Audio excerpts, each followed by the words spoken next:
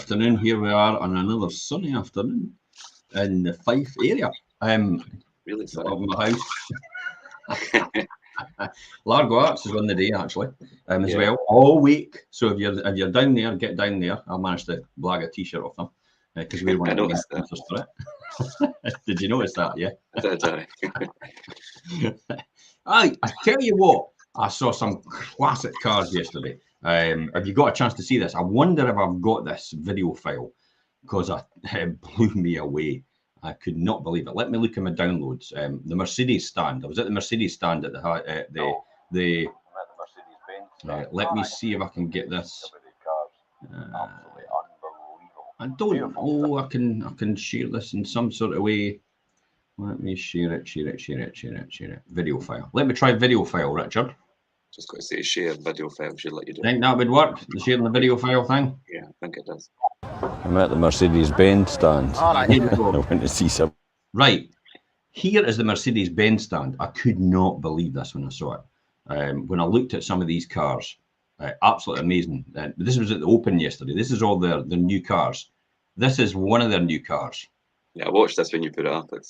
And it's like, my God. I mean, these cars look absolutely beautiful.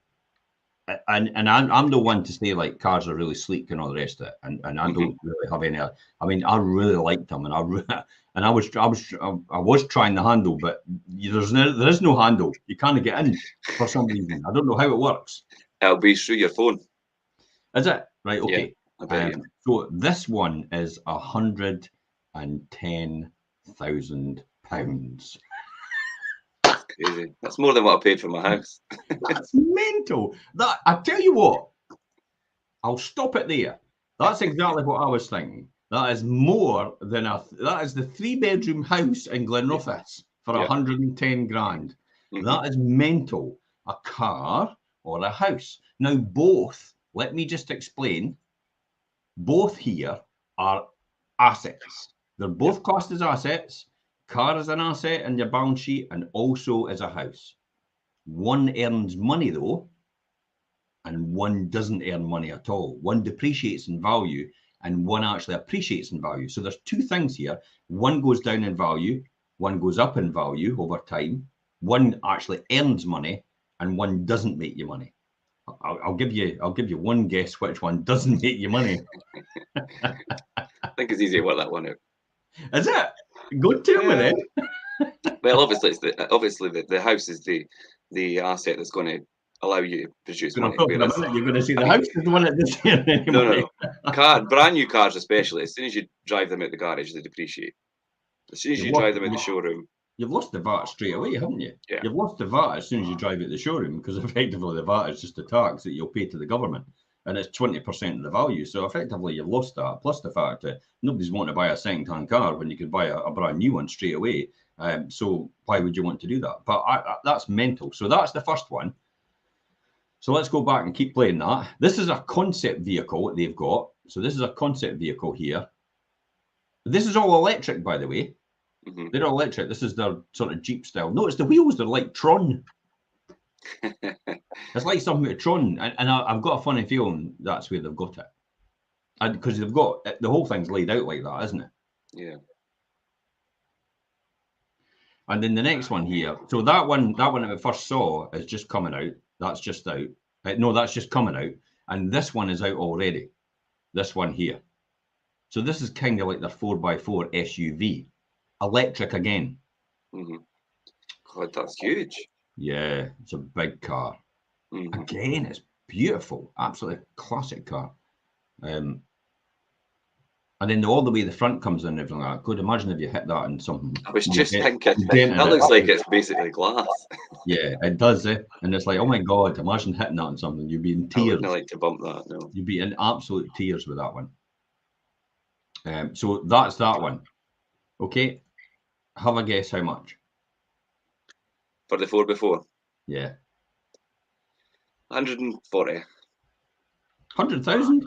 That was just because you said the other one. Just because you said the other one was 110. That's still ridiculous. That almost sounds like it's palatable at 100,000. But again, it's like, my God, That's several properties when you think about it. If you spend money and you pay for cash, I mean that's at least 4 deposits on properties that you could actually mortgage with the bank and buy to lets and earn money off of 4 properties. Now you get probably £2,000 out each of them minimum. So one of them's earning you net amount of £8,000 a year with the same money. And the other one's depreciating in value of probably about £8,000 every year with the same money. And one of them's going up in value every single year, possibly round about £5,000 every year because it's £100,000. But if you've got 4 properties and you're leveraging yourself at 25% loan to value, you're probably buying £400,000 worth of properties. Yeah. So if it goes up 5% every year, you're going up about 20 grand every year in value. Makes sense? Yeah. Yeah. So one's earning 8 grand every year, plus an appreciation at 5% every year, probably hitting around about 20 grand. So you're earning just under 30,000 a year with a combination of some of it income, less of it income, more of it appreciation in capital value. And one of them is actually going down in value, earns you nothing at all. Maybe it makes you feel good. I'll tell you, it makes you feel good, possibly for a couple of months, and that'll be it. And then you'll kind of feel bad at the fact that you've spent 100,000 on a car. Or that's how I would feel anyway. I didn't think I could comprehend spending that on a vehicle. Aye, it's mental, absolutely mental. Anyway, this is what we're going to talk about. I talked about this yesterday in this on the Open. And I said we're going to talk about recycling your cash. And that's how you can afford to buy one of these properties, one of these cars. If you ever wanted a car like this, this is the golden opportunity to learn how to do it. Because the whole point of the Wealth Creation Show is all about accumulating wealth. In other words, increasing your wealth, which is not taxable, and generating income, which is taxable. There's 2 differences here. In order to be able to afford things like that. You know, if you want to lease a car like that, if you want to lease, another type of car, if you want to do anything possible, if you want to buy cash, this kind of mentality can actually get you that. Now, how do I know that, Richard? I'm glad you asked that question. The reason that I know that is because I'm in that position to do that. But that's only a point of what I've done over the years about what we're going to talk about is recycling your cash. So with no further ado, let's get on to it. I mean, there's many different models in the buy-to-let system, but the proven formula is buying the property possibly in need of renovation. I think that's where the one that you could add most value. Upgrading the specification, then the releasing the increased equity to fund another buy-to-let project. Now, this is what I spoke about yesterday, and the fact that in 2010, I managed to buy 6 properties with £40,000. How was that possible? Because just going to say, how did you do that, Jim? Yeah, this is what I did. I'll tell you in a wee while as we go through, but but mind and bring me back to this, Richard, just in case, halfway through or towards the end.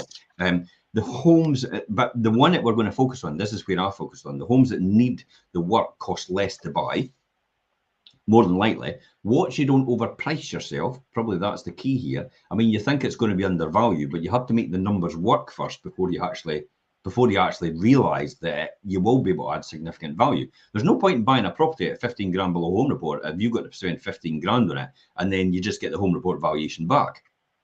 That makes no sense at all. Yeah, got 15 grand under, and the next minute you're paying 15 grand into it, and you're not actually making any increase at the end. Yeah, and then you've just wasted your time. You've used your time to not really achieve an increase in the value. I mean, you need to know, I think it's important, you need to know or know someone who is able to say, obviously, if you put this money in, it's going to revalue at this level. Do you know what I mean? So that you know that you're inputting your time and effort for a reason. That's a great point. And that's one of the reasons why we run the property workshops, the private property group every single month. Is it the last Thursday in every month at 7:30? It's the last Thursday every month, 7:30.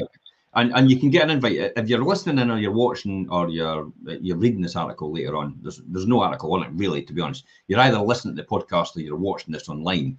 You can take part in the show right now. You can ask questions if you want on how it was possible that I did this, or any advice we can give you along this line.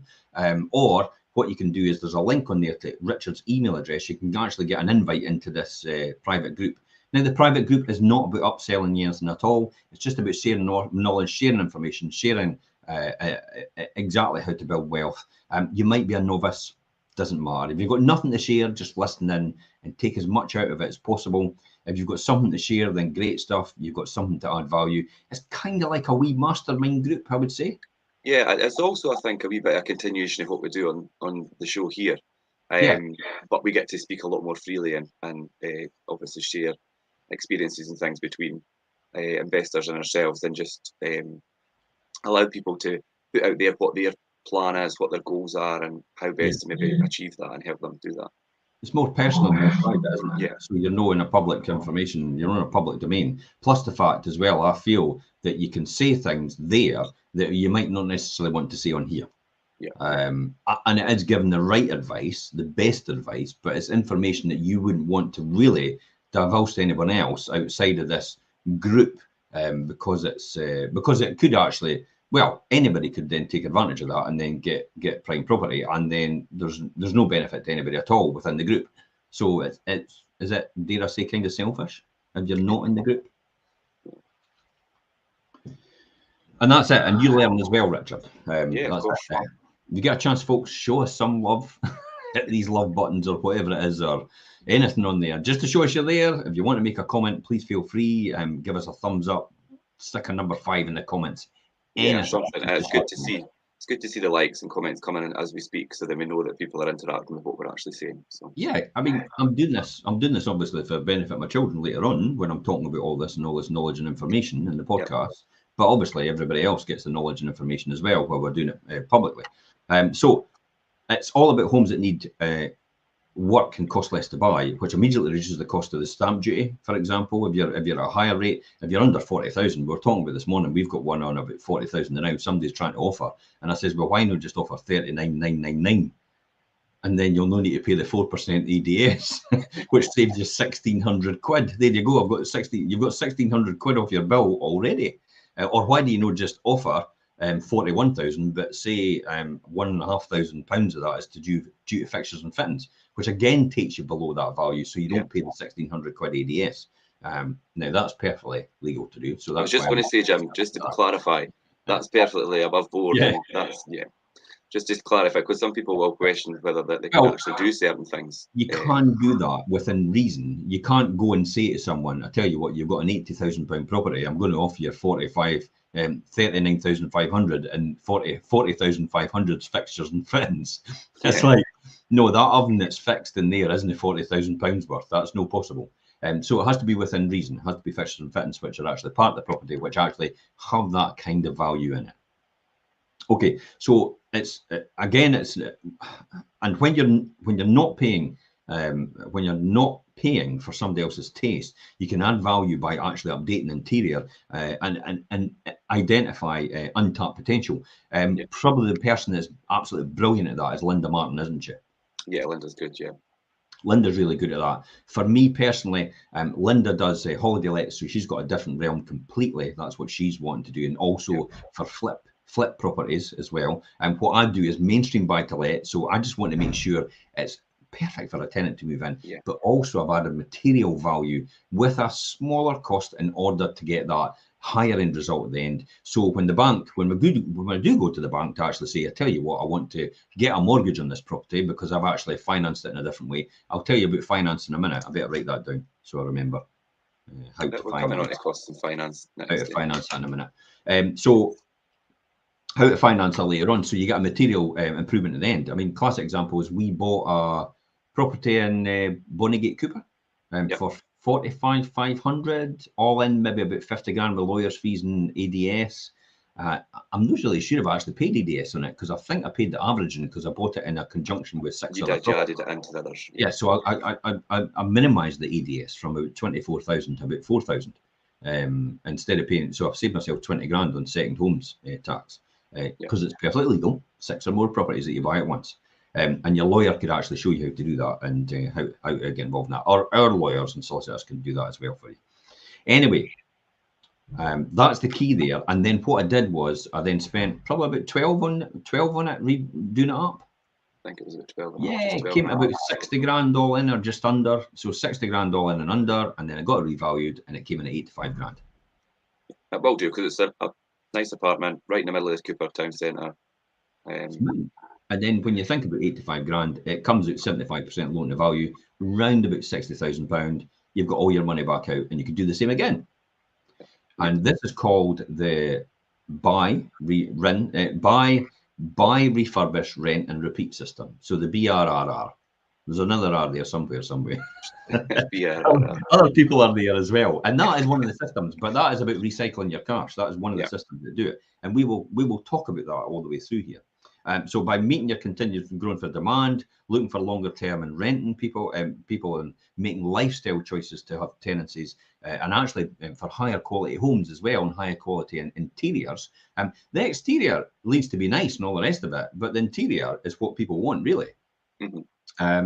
A classic example of that is, Taylor Street. Look at that. When I first bought that years ago, when I first started, I was buying these properties. They weren't absolutely fantastic on the outside, but I made them mint inside, and everybody wanted to stay in them. There was just like every single time I took somebody through them, the first thing they said was, "Wow, I didn't think they'd be like this. When can I move in?" It's funny you're saying that, Jim. You're talking about obviously the Linda does this quite a high standard, but obviously she's holiday letting things, and mainstream lets is what obviously your properties are, and we get them to a certain level where they're really attractive to tenants and things. And your one 145, you talk about Taylor Street. I stopped in at that last week just to do a check, because actually Karen has been kind of leading the way with that one, and it looks really good. Yeah, there's somebody lined up for it, but it looks really good. Yeah, it's company let. Yeah, it's a company let, I believe. Yeah, there they go, just like that. And that'll be a good long-term let, and it's got a good tenant in it as well, because it's company let, so the money's guaranteed all the time, and so is any damage to the property. So that's the two things that I want to minimise as much as possible: long-term let, rent paid all the time, and any minimised damage or any comeback as well on a company that's cast iron guaranteed, because I looked at the background of them as well. Anyway, it's about meeting the continued growing demand in this economy for people, and the achieving higher rents, because that's how you can do it. I mean, there is a difference sometimes. People will pay that bit extra. And remember, your rent in proportion to your take-home pay is far less than it was in the 90s and in the 2000s. So people can afford to pay that higher rent. Everybody goes, "Oh, you're putting your rent up. That's terrible," and all the rest of it. But it's actually disproportionately, and it's inflationary as well, because it goes up in conjunction with everything else, and it's a return on capital as well. Interest rates go up. We have to recoup that some way. It's a cost of investments. If interest rates go up so much, we then take that money, we sell that property, put it in the bank. Therefore, it's no longer in the rental market. Therefore, people that want to rent it can't buy, because they just don't have the means to buy, and we can't get them. We can't get them over the line to buy and has to rent. Then that's one loss to that market, which is now declining, believe it or not. So that market's declining. So that's quite worrying as well. But it's actually quite buoyant as well, because then it allows the people that are actually staying in the market to actually increase their rents as well, and actually still maintain with people and maybe a higher occupancy rate and long-term let as well, isn't it? Yeah. Okay, so find suitable homes to renovate is one of the real biggest challenges. Getting the specification right, having the finance in place. I would say purchasing for the purchase and the works and the elements all involved. So it really comes down to a lot of numbers. The buy-to-let cost and finance as well. What I would talk about is, and before you go hunting for the property to renovate, your first step is to confirm your spending power and the budget and the extra costs involved and the buying and the finance of a rental property. First and more important thing is buying a second home. Again, we talked about this, is the second home duty, the 4% ADS. Yeah, now it's 3% in England, but it's 4% in Scotland. So you've got to make sure you factor that in. And there's a few times in the past, I'll admit it, we've actually not asked that question, and then the person's come back and went, "Oh, I didn't realise I was actually meant to pay 4% on top of that." Because the solicitor should advise them when they put the offer in. It was because it was a second home, but the solicitor didn't. So we've actually taken up that mantle, and every single time we're telling them, now remember, there's a 4% tax on this because it's a second home as well as everything else over and above. And people have actually factored that in. So I would say that's the first one. And what about buy-to-let mortgages then? I mean, do they work differently? Yeah, of course. I mean, buy-to-let mortgages, obviously, you're 75% typically loan to value. You do your buy-to-let mortgage. But it's interesting you say about the stamp duty and how many people are actually unaware that when they're doing a setting for home purchase, that they've got the 4%. And as you say, solicitors should be advising them of that. And we've got through on some deals, and I've got to the point with people and they didn't realise and they've not factored that cost in. So that is really important. But yeah, buy-to-let costs in finance. And as you say, before you go hunting for buy-to-let projects to renovate, your first step is to confirm what your spending power and things is. Now, the buy-to-let mortgages also work differently. So loans are usually capped at 75% of the property's valuation. And lenders require a monthly rental income of at least 125% of the mortgage payments. So if you're obviously, you need to look at what your monthly income is going to be from the rent and make sure that that rental income is at least 125% of the mortgage payment each month. And then interest rates and fees are generally higher as well than your typical residential loans for mortgages as well. So most buy-to-let mortgages are fixed rate, and just like residential loans, they have a penalty for repaying the balance before the end of the fixed rate period. But savvy landlords often take out a standard variable first and then switch to a comprehensive fixed rate afterwards, once the renovations and things are complete, to avoid wasting thousands in charges and things. Because you can get locked into a fixed rate, and if you take out the standard variable, it allows you to do that. However, there's other ways of doing this as well. That there's a way of doing this at bridging finance. So you can do it in bridging finance as well, where you actually go to a bridger, which has got unsecured loans, and they'll actually bridge you on short term. Now, I was speaking to a guy called Colin. Unfortunately, Colin can't make it on the show, but we will talk to him later on in another successive show. Colin, about bridging loans and that, and about the entry and exit costs. I mean, they are quite high in comparison, but they have to be factored in. And a lot of people actually use them for the refurb and flip. But they can actually be used for buy-to-let as well, the bridging loan system, the short-term loans. But you have to come back and do your numbers. I'm going to quickly show you the mortgage rates for the mortgage works. Here, this is a buy-to-let limited company. Now, we can assume if it's not a limited company, these buy-to-let rates will be a lot lower, but you're still getting 3.49 for 2 years. A 2% fee, mind you. But a 2% fee is nothing if you're only mortgaging maybe 60 grand. So it's 1,200 quid for the 2% fee, and that's almost like the 999, which is on some of them. See the 9995. There's 3.89 fixed for 5 years still. I mean, that's still a really good rate, isn't it? And that's interest only. So this is interest only, remember. So 75% loan to value. And then when you go up, I wonder if any of them have got none. See, there's a 5-year deal, 4.24 fixed for 5 years. Now, 4.24, in my opinion, is pretty high. I was just going to say, Jim, do you think that's a wee bit steep in comparison? Well, although you're getting the 5-year fixed. 4.24. Let's take this a wee step further forward. Let's actually pop this up and put my return on investment revised. And I'll remove that one and I'll add on that one, and the return on investment revised. And here we go. And here, share screen, and we're going in there, and we're in here. Now that's me talking about multiples there. So what's a typical 4.24? 4.42. Is it not? Are you sure? We'll go back and check. I'm sure it's 4.24. Give me 2 seconds till I have a wee look at that. 4.24 for 5 years, right, sorry, that's my fault. And it's got 0, so it's 0 for your rate. So we've got 0 in there for the loan arrangement fee. Okay, we're still paying 40% AS because we buy it. Now, typically, what would you buy at 110? 3-bedroom in Glenrothes? A 3-bed semi. And what would that rent for? What would that rent for? 3 bedrooms easily, you're getting 650 just now in Glenrothes. Jeez. There's some way above that, but that's a difference. See, look, there's the 5.8 return, but it's just under 2 grand. If you're self-managing, obviously you'll take that down because you'll maybe go down at 15% in terms of your incidentals and overhead. So you're down at 9.2. But interestingly enough, I mean, you've only got, in this scenario, you've only got 34 grand in. See down in the bottom there? That 34,000. You've only got 34 grand in. You've got an 11 years payback if you don't touch the money and it actually returns that. If you've got a managing agent, then you obviously factor that in. You've got a 17-year payback. But are you really bothered? It's for your pension, and you're not going to touch it. It wasn't a means of income, possibly for some people. So buying at 110 is quite a good value. However, if you then get that at a lower value, say you bought that at a lower value because you need to refurb it and you bought it at the 82,500, and then you spent 10 grand refurbing it, and then you got it valued at 111, and then you got the 82 grand back out, you'd only really have about 10 grand in, or thereabouts. So you'd have the 10, the 4, and the 2, which would be 16,000. See that? So mind, I was talking about the 10 that I just said. Yeah. And then you've got the 4 for the ADS, then you've got the 2 in the bottom right hand, which is the legals. So then you'd have 14 in there, roundabout. So your payback, your return on investment there would be 14%, because you've only got 14 in now, if you do that right.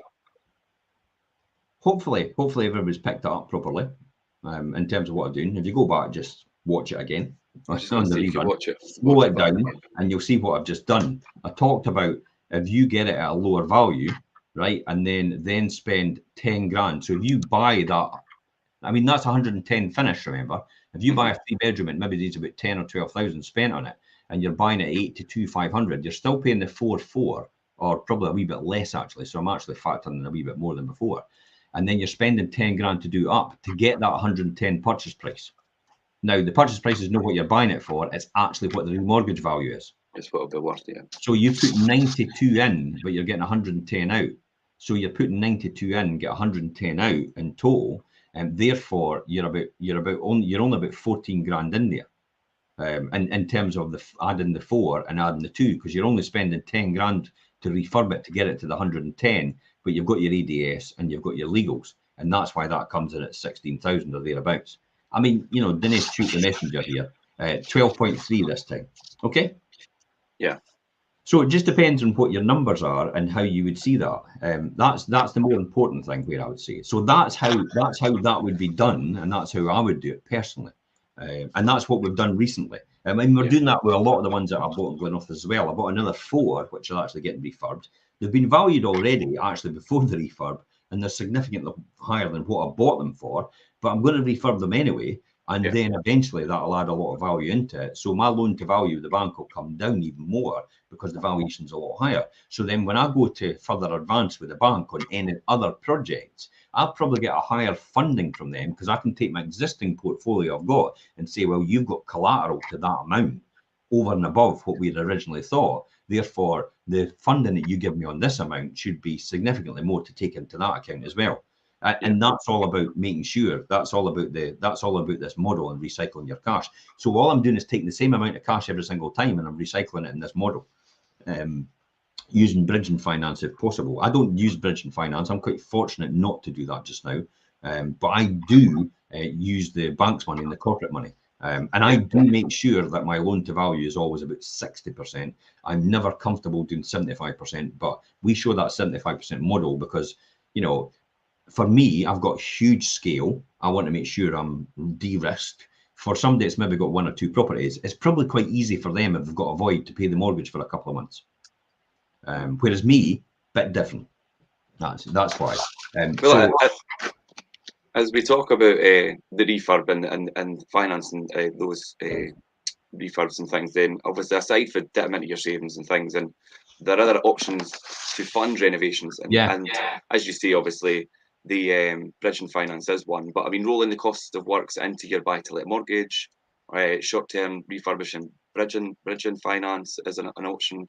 Releasing equity from your home. That's a brilliant one, Yeah, releasing equity by obviously remortgaging your own home. Let me cover this for anybody listening to you about releasing money from your own home to go and put. A lot of people are hesitant about that. Okay, now let me explain to you here. And this is what, I had this reservation. Well, I didn't have this reservation because I know what I'm talking about, but Elaine had this reservation. So my wife. So she's like, well, why would that's putting our money at risk? It's taking equity out of there. It's like, no. If we leave that money in our existing house, we're paying interest on that. Okay, no, we're not paying interest on it. Sorry, we're just leaving it as dead money, and it'll just grow. See how I said that with dead money in your own house? Because it is dead money. Because all you're doing is proportionally going up at the same value as everybody else's property. So it's not actually appreciating in value at all. It's appreciating in value in the same proportion to everybody else's. So guess what? You're exactly the same as everybody else. That's where you were in the first place. So the key here is actually to take that or use that as leverage to then get funding from the bank for another project, which you actually invest in a property. And that property goes up in value, plus it pays you income, like we spoke about just now. So you can have your money sitting in your house, all wrapped up. This is the thing about when people say, I need to clear my mortgage. Yeah, I get that. But they want peace of mind or something like that. And it's like, okay, but if you can take your existing property when it's all paid for and actually use that as leverage and actually make money on your property, make money on the money, recycling the cash, see that? Yeah. So make money on the money when it comes along. That's what we're talking about. So you're actually then getting more property, and that's increasing in wealth at the same time as your other property. And then you're earning income from it as well at the same time as well, but you're not earning income from your own property. So which one would you invest your money in? You'd clearly invest your money in the property. Yeah, it's making the money. Produce money, yeah. So that's that. I'm a big fan of that, because we did that in the beginning. I actually used that, and I still use that as leverage in a position because I've got a huge amount of equity in my property. So I use it as a real good leverage position with the bank. So from a classic example from before is when I went to buy the Cooper office, I just said to them, look, this is what I've got in my thing. Any chance you'll give me 100% funding?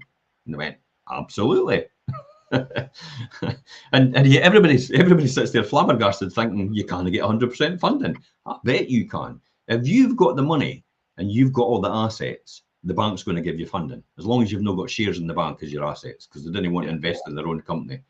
Do you know a bank will give you lending for property, but they won't give you lending to buy shares in their own company? Work that one out. Yeah. They see property as a better investment than actually investing in their own company. And I do see that as well. I see that straight away.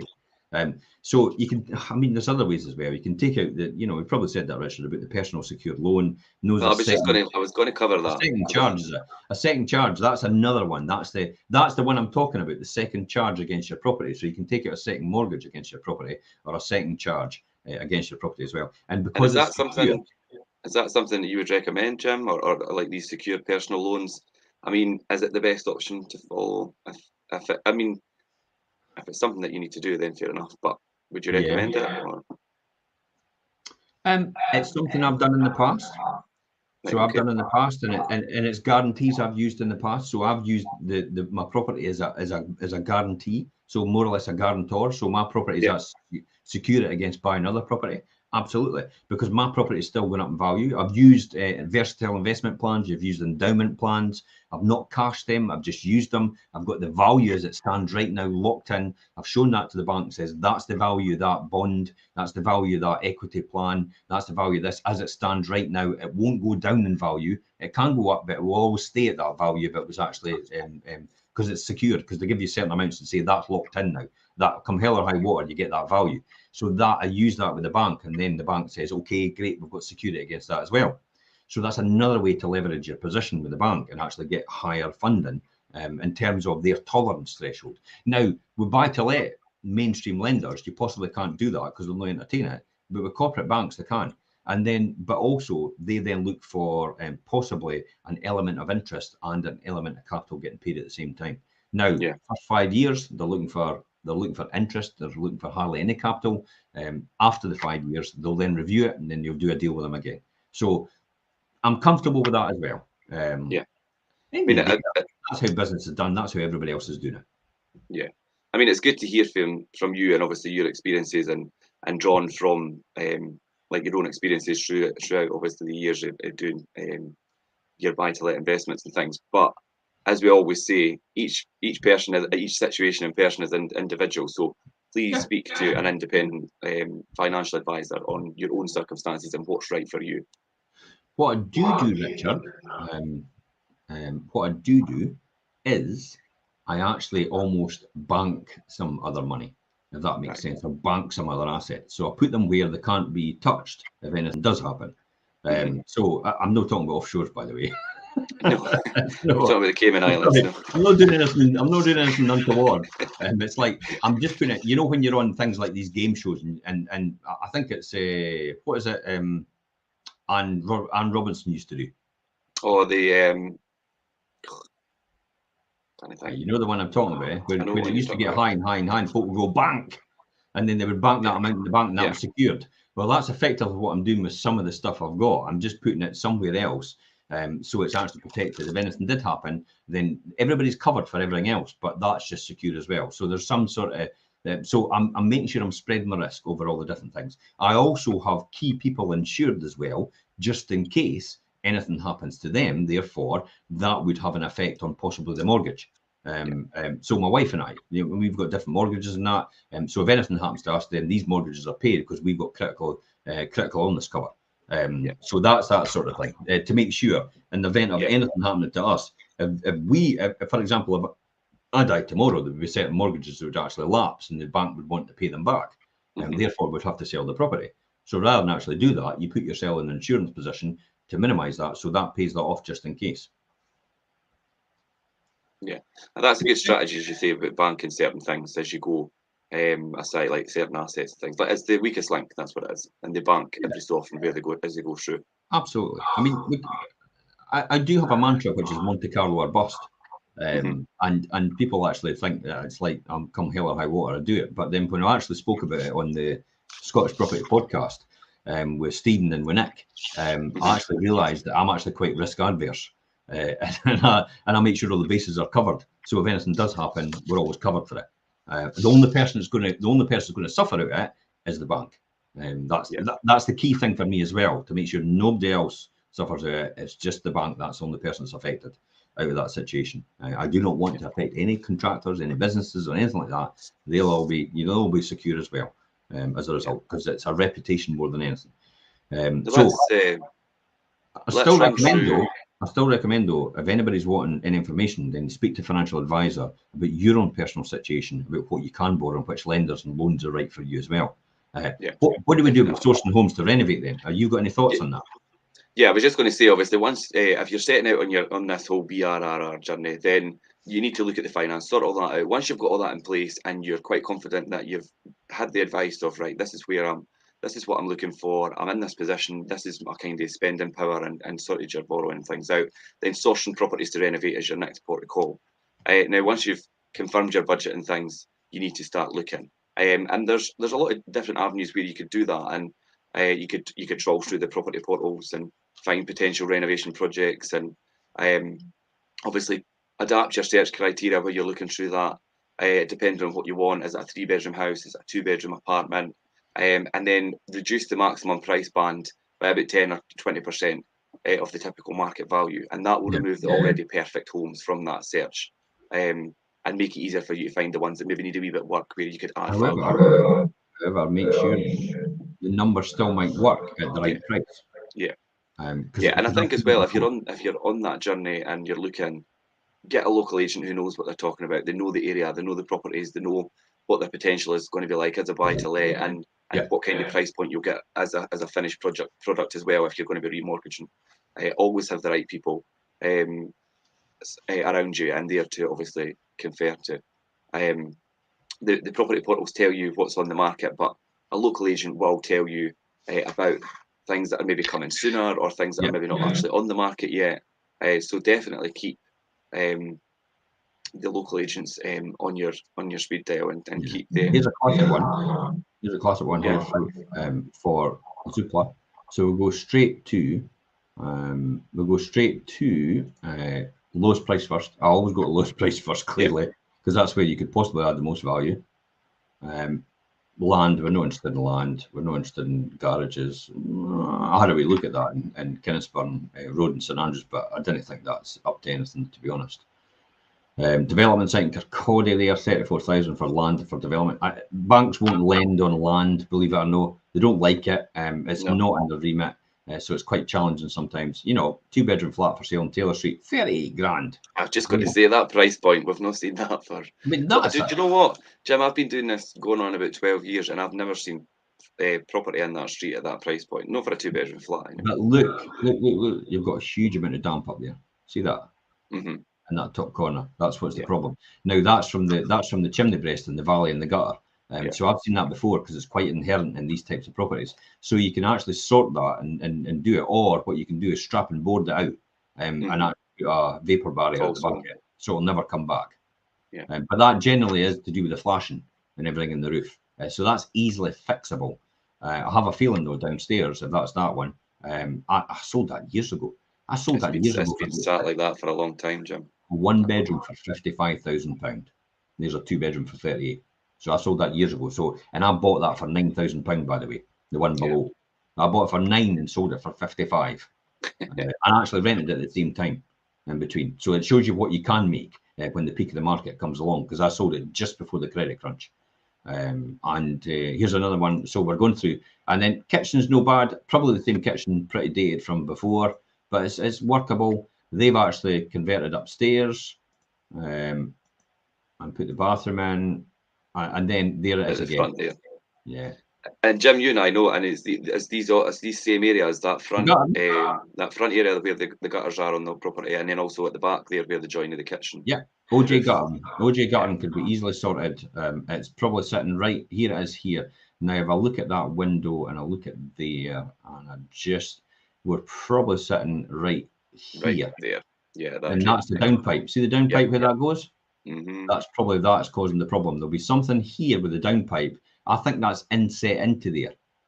So the downpipe's inset into that wall because they've done it. They've done the Harlan after the event, and then put the downpipe. There'll be a leak there, and they're just going straight into the Harlan, soaking straight behind it, and right into the property. So that can be easily resolved. I have a sneaking suspicion. And then you see they put plastic pipes on the other one, and you're at the end as well. So effectively, you could just strip that gutter right off and reconnect a whole new gutter and then put a new downpipe, and then just sort that behind here, seal that property so it doesn't run down the cavity into the wall.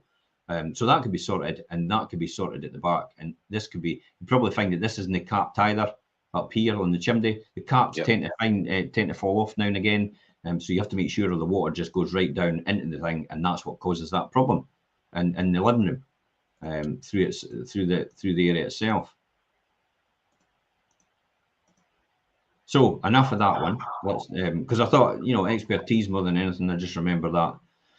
There's another one, lower methyl. Again, look, telltale signs about why it's that low value. Nobody's bothered about the guttering, and you've got things growing out, all the rest of it. That's what causes that problem. And then you've got other things. Station Road 44. I'm never a big fan of auctions. I know you've mentioned it, but that was my next thing. After this, I was going to actually say to you about not auctions. Not a big fan at all. A lot of investors and buy to let landlords and things do gravitate straight to the auctions and try and pick up stuff there. And it's not to say it's the wrong thing to do. But I was going to ask your views on it, Jim, because I know it's something that you never use. No. But then you've got the advantage. You do have a lot of local knowledge within the Fife as an entirety. I tell you what I'll do. I pay the price I think it's worth to me, and I don't pay any more than that. And that's effectively it. So I'll give you a price, take it or leave it, or I'm off. I'm no interested in bidding against anybody, offering against anybody, going to auction against anybody. That's it in a nutshell. And I stick to that sort of discipline, and that's what's paid my dividends over the year. Incidentally, look at this one. New Road in Kennaway, that's actually been taken off another agent and actually put to Express Estate Agency. Yeah, I think the original listing as well. The original listing wasn't great. I think the tenant's left now because they've got a lot better photos. If you click through, because the last listing the last listing didn't do it any favours at all. This one's a lot better, I have to say. It's needing a bit of work done, a bit of TLC, but then I think, is this one not above the pub? It's right above the Swan pub, yeah. So that's probably where you might struggle to get a mortgage lender. Therefore, if it's like that for a cash buy, it might actually be a good return. You've got Lawrence Street in Kirkcaldy, that's another one with Slater Hogg just now. Castle and Kinghorn, Castle Wind, all one bedroom flat, Henry Crescent. You've got, look, there's that one. These in Newborough, Simple Approach has actually brought that one on, a wee one bedroom.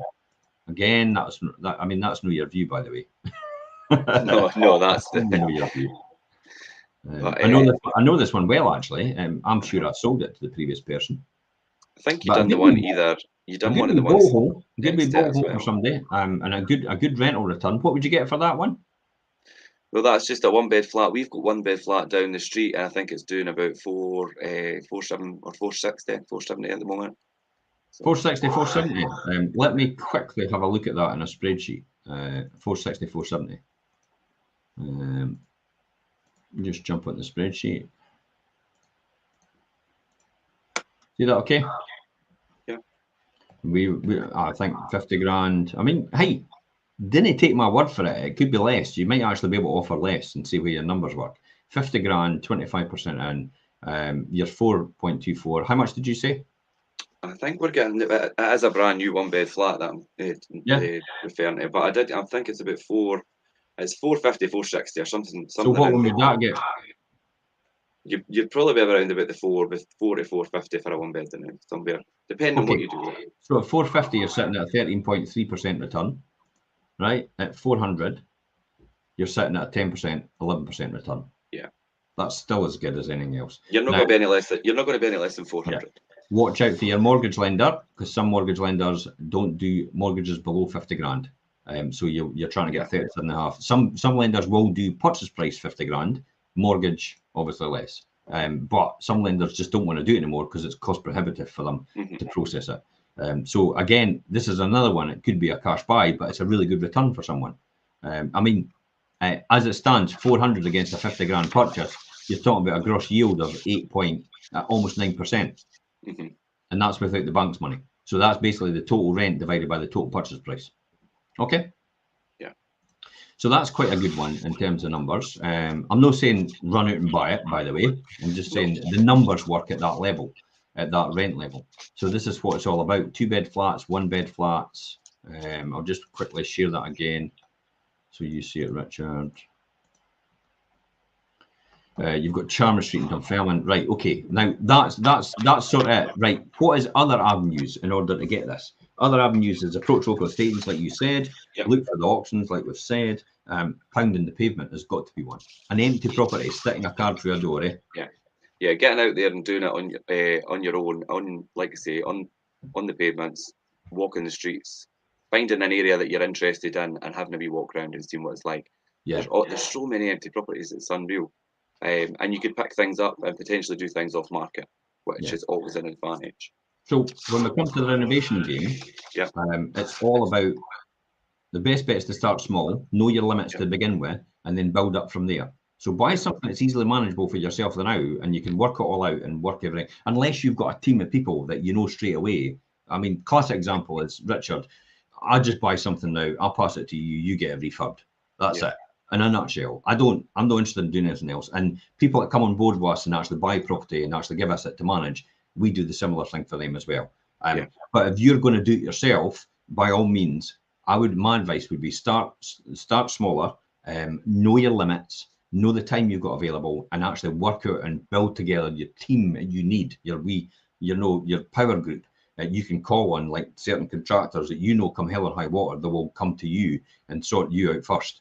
And refurb and actually do good refurbs as well. So that you can do complete refurbishments with them. You can do conversions, like bigger houses into multiple units. That's quite good for. There's a lot of shops getting done in England like that, and a lot of bigger commercial properties being done like that.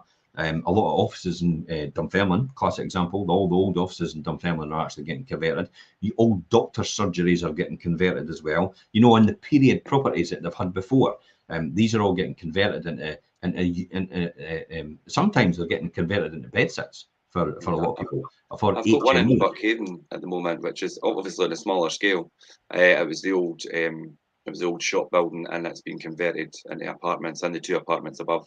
Well, look at the Wonder Store in Methil from years and years ago. That was converted into flats for rent by Summers. Look at the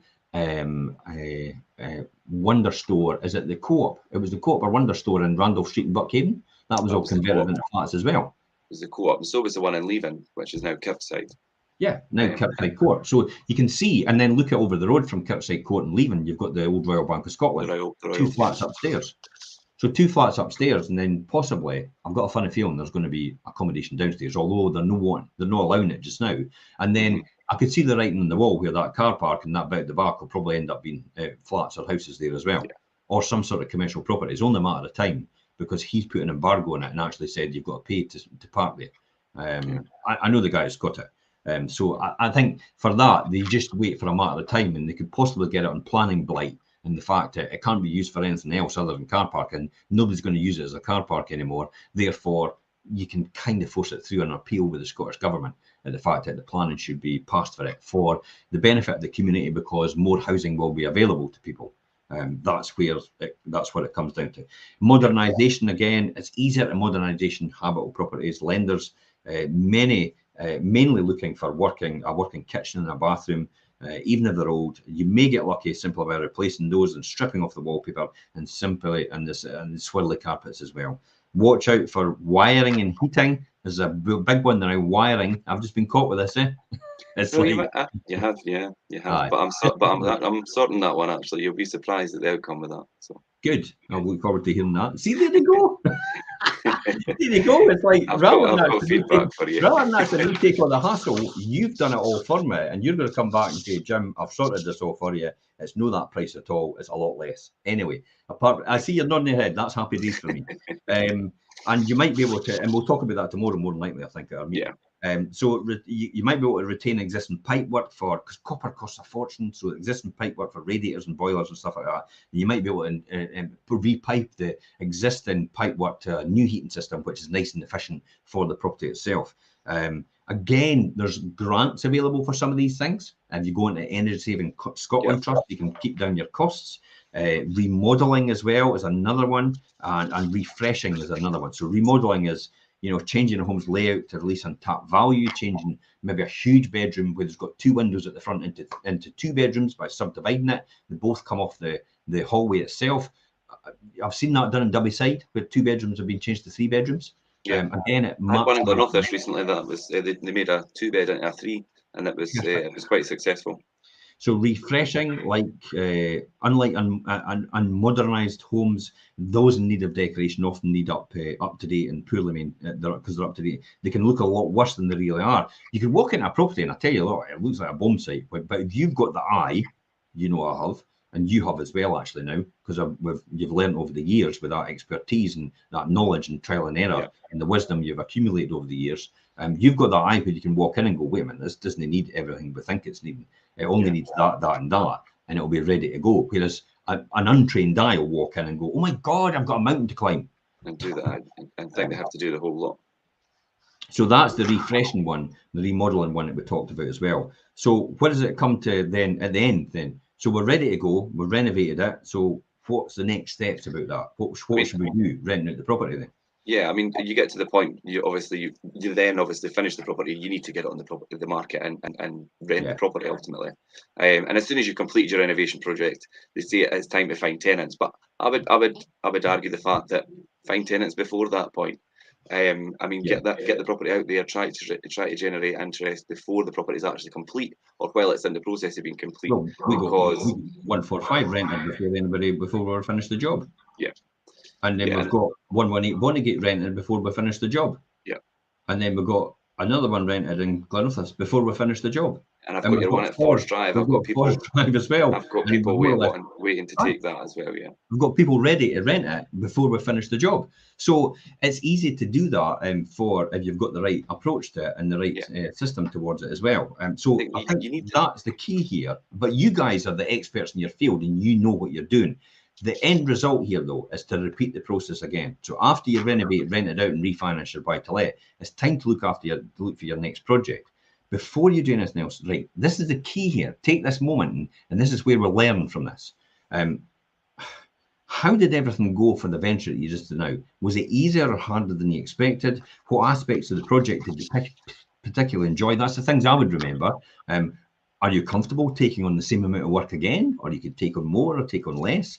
Is there a new or bigger challenge you'd like to take on? That's one of the other things I think about. I think as well, did you learn anything about dealing with suppliers and contractors? Because it's not as easy as you think. I mean, if you're pretty logical like me, you think, well, why is it not always like that? But we're all human and we all have a different approach to it. It was like yesterday, and I said to Elaine, it's amazing. But the tie-ins, like, you can walk across the golf course at the Open, right? Yeah. And all the marshals were standing there with the thing stopping everybody from going through with the bit rope, right? Some of them would roll the rope up, Some of them would actually just drop the rope to the ground. Some of them would just lift it over everybody's head. And some of them would actually take it out like a gate opening. And it's like, and I'm like to Elaine, why does everybody know just, why does everybody just go across why does everybody just walk across and say, right, on you go with a rope in hand? Why is that? And so you had that same scenario in about 5 or 6 different ways to do it. And I thought, oh my God, I mean, how simple is this? Why would you need to roll it up and then roll it back out? But some people actually insisted on doing that because that's their method and that's how they think. It's the same with contractors, it's the same with suppliers. So you have to have a bit of tolerance and you have to have a bit of acceptance for people. That's the key here to make it in buy-to-let. And understand this is not a quick get-rich-quick scheme.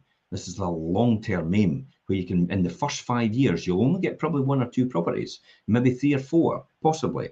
But it's 15 and 20 years where it multiplies and compounds to huge amounts at the very end. With more experience, I'll tell you, you'll find the perfect niche you want to be in. I'm in mainstream residential buy-to-let. I will do nothing else because that's what makes money. That's what prints money every single day, every single second. See, I'm clapping my hands there. Well, hey, congratulate myself. But that's the formula and that's the system I actually run. Some people will just core on student let. Some people will core on holiday let. Some people will core on flip properties. Some people will core on sourcing properties. But I actually stick all the time to mainstream buy-to-let. This formula every single time, and it's not let me down yet. And it won't let me down in the future. I know that because I know what happens. I know the results and I understand the process. And it's almost a guaranteed income and guaranteed wealth generator over a longer period of time. Remember I said that about a longer period of time. Final words on this, Richard. What's your thoughts on this, about talking about this subject? I mean, I've always done the talking, but you know, I think when we look at the whole BRRR process and the buy-to-let investment strategies and things, I think the blueprint for doing buy-to-let investment is obviously the same, but each individual person and their journey will be different.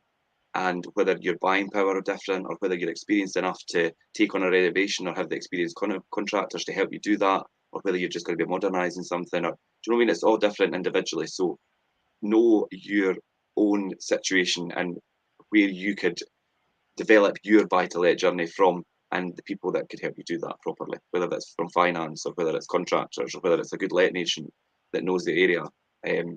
Keep those people around you and know your own capabilities and where your ultimate goal is. Yeah, absolutely. I'm going to finish with this, and I forgot to talk about it. In £40,000, I bought 6 properties. Do you know I wrote it down? Yeah. Do you know what return on investment that gave me every single year in yield? I think we'll all be interested to know. Well, in comparison, I compared it to a pension. Okay. Yeah. So in comparison to a pension, it's 724%. That's amazing. That was at the time. Like, that's mental, eh? That is mental, yeah. But I would look at these 6 properties now. I'll maybe actually catch up on this. I'll maybe review them. I'll maybe look at the prices that I bought them for, the prices that they are now, and actually take stock and actually look at the historical. But I actually predicted at that time it was 724% return over the period of time. So it was a huge return. And so much so that the Inland Revenue actually did question what's going on. Well, I would imagine they would. He was like, how did you manage to do this? And I went, surely you understand this model. And they went, we have no idea what you're talking about. Oh, okay, then let me educate you. So I actually had to sit with the Inland Revenue and actually go through all the numbers and show them how that was done and how that was possible. And they went, oh, we never realised it could be done like that. That's fine. You're free to go. It would be interesting for you to maybe look at that, break it down, and potentially share it. I will do. We'll do that in a successive show. But until now, that would be good. Thank you very much for watching. Thank you very much for taking part. If you're watching on the podcast or the catch-up or the rerun or anything like that, please feel free to message us direct. Ask any information you want and ask some questions you want in a private forum. You could email Richard direct as well. Email me direct. More information, absolutely. More information from Richard. He will plug you into the system, which will set you financially free in the next 20 years, even maybe the next 10 years or 5 years, depending on what level you want. Bye-bye for now.